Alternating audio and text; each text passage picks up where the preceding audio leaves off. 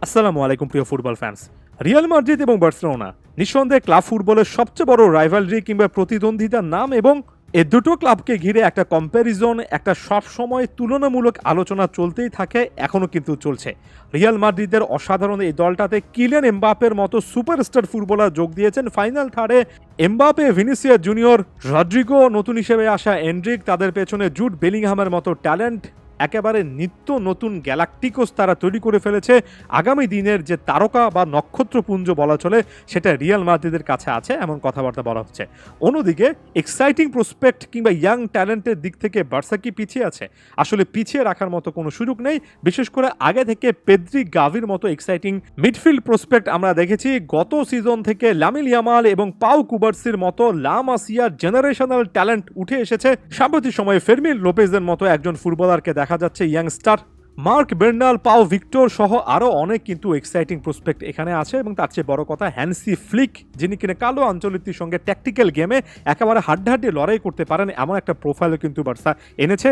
অনেকে এই জিনিসটা রীতিমতো ভবিষ্যতের আশা জাগা নিয়ে কথা হিসেবে বলছেন যে সামনে রিয়াল মাদ্রিদকে এই বার্সেলোনা খুবই ভালো চ্যালেঞ্জ জানাতে পারে। এমনকি বার্সা চ্যাম্পিয়ন্স লিগ থেকে শুরু করে ইউরোপিয়ান ফুটবলে গ্লোরিয়াস একটা সময় কিন্তু এই স্কোয়াডের মাধ্যমে কাটাতে পারে।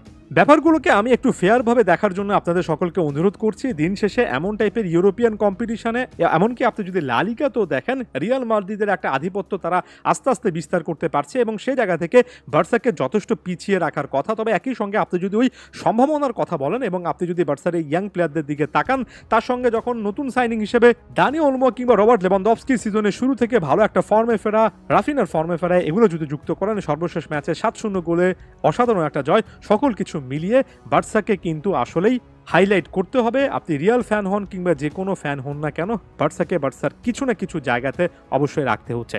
তবে আমার কাছে মনে হয়, আমরা যখনই এই টাইপের তুলনাগুলো করি, আমরা যখনই এই জিনিসটা বলি যে ভবিষ্যতে ওই ক্লাবটা সত্যিকার অর্থে অনেক বেশি করে রাজত্ব করতে পারে, কিংবা একেবারে ইভেন একটা সিচুয়েশন তৈরি করতে পারে, কিংবা তার চেয়েও নির্দিষ্ট করে বলতে গেলে আমরা যখন পার্থক্যের জায়গা খুঁজি, তখন আমার কাছে মনে হয় আমরা সবচেয়ে গুরুত্বপূর্ণ জায়গাটা অনেক সময় ওভারলুক করে ফেলি, এখনও করছি। সেটা হচ্ছে ডিফেন্স। বড় বড় ট্রফিগুলো শেষ পর্যন্ত আপনার ডিফেন্সে আপনাকে জেতাবে। ফাইনাল থার্ড মিডফিল্ড নিয়ে আপনি অনেক এক্সাইটমেন্টে থাকতে পারেন, তবে দিন শেষে ট্রফি জয়ের ক্ষেত্রে ডিফেন্স যে কন্ট্রিবিউশন করে, অন্য ডিপার্টমেন্ট অনেক সময় চাইলেও গেম কনটেক্সটে সেই জিনিসটা করতে পারে না। এবং এই জায়গা থেকে আমার কাছে মনে হয় রিয়াল মাদ্রিদ নিজেদেরকে যেখানে রেখেছে, বার্সার ডিফেন্সিভ পারফরমেন্স যদি সেটার আশেপাশে না আসে, এই দলটা নিয়ে এক্সাইটিং এত ইয়াং ট্যালেন্ট নিয়েও কিন্তু বার্সাকে হুট করে মুখ থুবড়ে পড়তে হতে পারে, এটার যথেষ্ট সম্ভাবনা আছে।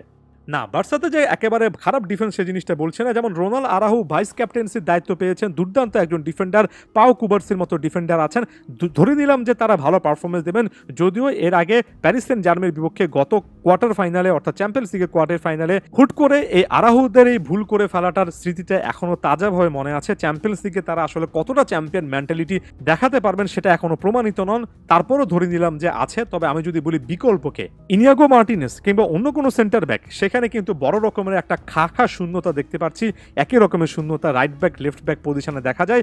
হ্যাঁ, মেকশিফট রাইট ব্যাক হিসেবে হয়তোবা জুলস কুন্ডে একটা সার্ভিস দিচ্ছেন, কিন্তু ইনজুরিতে পড়লে বা লেফট ব্যাক পজিশনে আলেহান্দ্রো বালদে আসলেই কি একেবারে সেরা সার্ভিস দিতে পারবেন? তিনিও যদি ইনজুরিতে পড়েন। গোলকিপার হিসেবে মার্ক আন্দ্রে টের স্টেগান অনেক দিক থেকে অসাধারণ, তবে এককভাবে অনেকগুলো ম্যাচ জয়ের দরকার পড়ে, বিশেষ করে বড় টুর্নামেন্টে।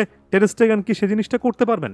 এবার যদি আমরা রিয়াল মাদ্রিদের ডিফেন্সের দিকে তাকাই, ছোট্ট একটা ইনফরমেশন, গতবার যখন চ্যাম্পিয়ন্স লিগের ট্রফিটা রিয়াল মাদ্রিদ আরও একবার ঘরে তুলেছিল, ফাইনালে দানি কারবাহাল কিন্তু ম্যান অফ দ্য ম্যাচ হয়েছিলেন। তার চেয়ে বড় কথা, কারবাহাল যে ডিফেন্সিভ পারফরমেন্স গত সিজনে রিয়ালের জার্সিতে দিয়েছেন, কারবাহাল কিন্তু ব্যালন ডিওরের শর্ট লিস্টে এই পারফরমেন্সগুলোর কারণে এসেছেন। যারা রেগুলার ফুটবল দেখেছেন, তারা অ্যান্টোনিও রুডিগারের গত সিজনের পারফরমেন্সটা নিশ্চয়ই দেখেছেন, কিভাবে চ্যাম্পিয়ন্স লিগে নার্ভ রেকিং একের পর এক ম্যাচে অসাধারণ পারফরমেন্স দিয়েছেন। আপনারা নিশ্চয়ই এমন সিচুয়েশনে ডেভিড আলাবা কিংবা এডের মিলিতাওর মতো ডিফেন্ডারের পারফরমেন্স দেখেছেন। নিশ্চয়ই আপনারা জানেন যে এমন সিচুয়েশনগুলো আসলে লুকাস ভাস্কেজের মতো একজন প্লেয়ার কিভাবে ডিফেন্সের নানা পজিশনে খেলতে পারেন, কিভাবে এডুয়ার্ডো কামাভিঙ্গাও ঠিক একই রকমের কাজ করতে পারেন।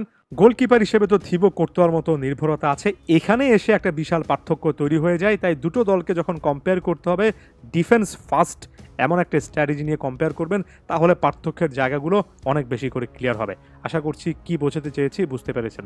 ধন্যবাদ সবাইকে।